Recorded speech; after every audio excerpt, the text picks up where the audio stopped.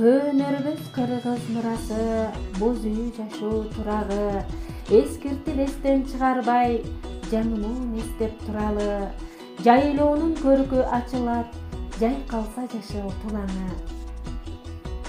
Мына ушул жайкалган жашыл шеберлүү, ашуусу бийик, тоосунда аркар кийик ойногон, улуу тоолордун койнуна кырды-кыр дебей, нукура кыргыз көчүн улап келе жаткан, улумуунун чоң дөөлөтү уюган, уюткусун үзбей келе жаткан көчмөн кыргыз элинин көөнө салттарын сактаган, айылдын кадырлуу мырзасы Жаназаевы, Зыйнат апанын кыргыз көчүнө сапарыбыз дал келип отурат.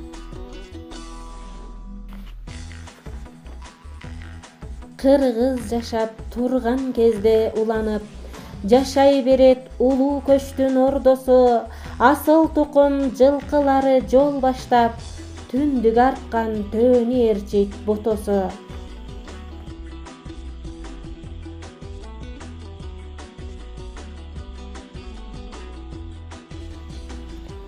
Бүгүнкү күндө биздин максатыбыз жаш муунга унут болгон улуу көчтү, ошондой эле боз үйдүн тигилүү эрежелерин жана руханий байлыгыбыз тууралуу кенен маалымат алуу максатында саякатыбыз Корумдуу жайлоосунан башталып, кылым карыткан шаркыратмасы көпкө маалым болгон Кош дөбө жайлоосунда уланды.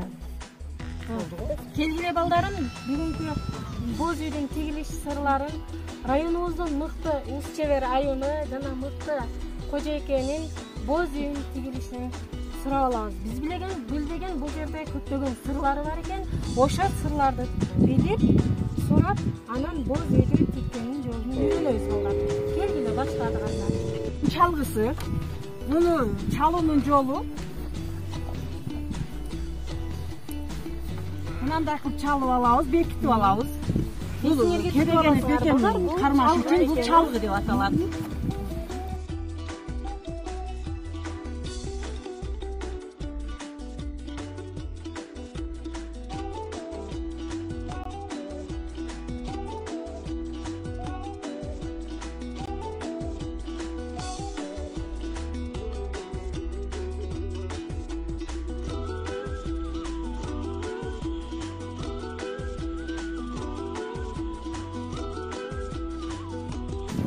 Түндүккө сайып, анан мына керегенин башына мындай кылып бекитип алабыз.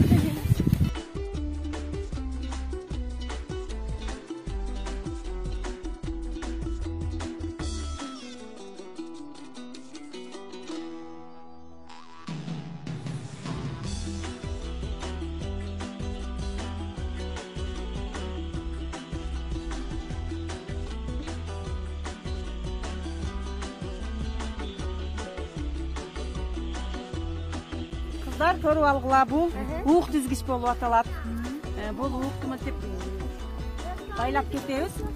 Шамалдан сактайт, бекем кармайт боз үйдү. Бул мына көчөтөбүз, сыңар иймек болуп аталат. Мындай кылып бекитип кетебиз. Бул боз үйдүн кереге таңуусу. Кереге таңууну дагы ушундай койдун жүнүн ийрип, ушундай боеп, ар түскө. Анан көчөт салып согобуз. Бул кышшак болуп аталат.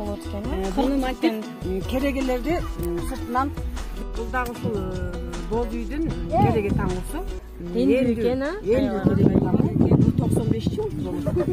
Буну дагы ушундай койдун жүнүнөн ийрип, согуп, анан ушундай колдук үчүн бир чети боз үйдү бекем кармап туруш үчүн, сыртынан шамал кирбей, жылуу дагы кармайт. Ошон үчүн кереге таңууну сыртынан тагып кетели, керегени.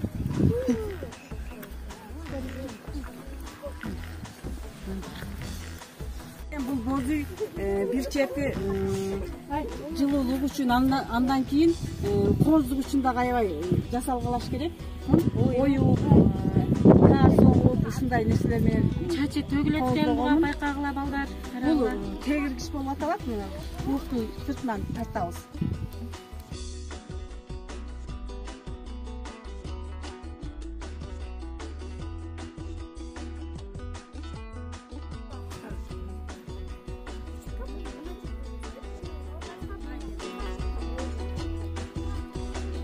желбоо.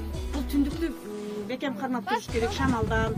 Буну дагы коздуктар үчүн ушундай чачууларды төгүп, топоздун жүнүнөн, ошо топоздун эмелерине чачып төгүп, ар ким өзүнүн чеберчилигине жараша жасап алат. Анан муну шамалдан бекем кармаш үчүн казык кагып мындай кылып бекитип коебуз мына жерге.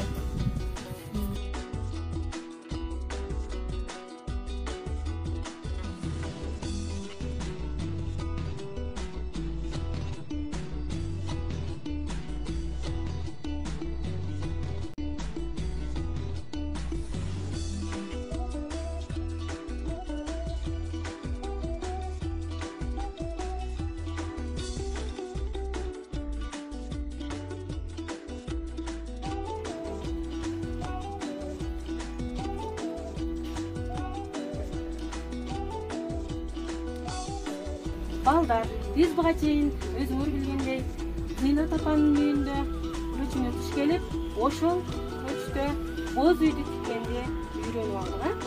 Эми ошол көчтө биз кандай маалыматтарды алдык, эмнелерди үйрөндүк, ошол боюнча сабагыбыздын бышыктоо бөлүгүнө келдик. Мен азыр силерге 3 топко бөлөм. Эр тобу, төр тобу, эпчи тобу. Биринчи эр тобунан суроо. Боз үйдүн жасалгасында кайсы кол өнөрчүлөрдүн колу тийген? Оймочу, зергерчи, учмачы, ишмакчы, ишмекчи азаматтар. Демек, ушу уус чеберлер, усталар биздин боз үйдү жасап берет. Боз үйдүн сөөктөрү кандай боектор менен боелот? жошо боек менен боелот. Ал ул коргонучунун тамырынан жасалат. Азаматтарым, боз үйдүн чийи кайсыл айда бышат? Ошонун айында бышат. Ошонун айында бышат. Азамат. Боз үйдө колдонулуучу көктөрүн айтабыз. Көк керегелерди бириктирүүдө колдонулат. Азамат. Боз үйдүн ууктары канчага бөлүнөт, балдар? Кереге угу жана Кереге угу, анан босого угу 2ге бөлүнөт экен. Азамат. Кыргыз үйдө жылуу, жумшак болуш үчүн кийизин кандай койдун жүнүнөн жасайбыз?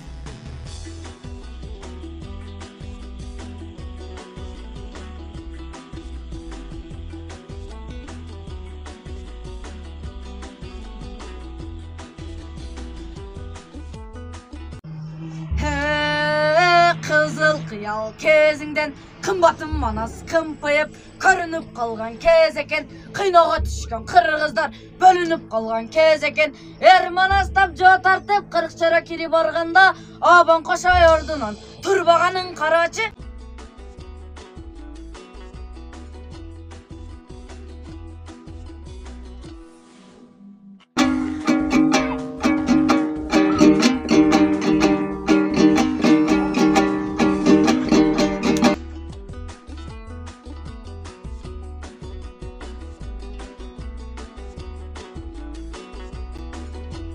Демек балдар, сабагымдын аягында буга чейинки өтүлгөн сабактар боз үйдү тиккенде кандай гана маалыматтарды алдыңар?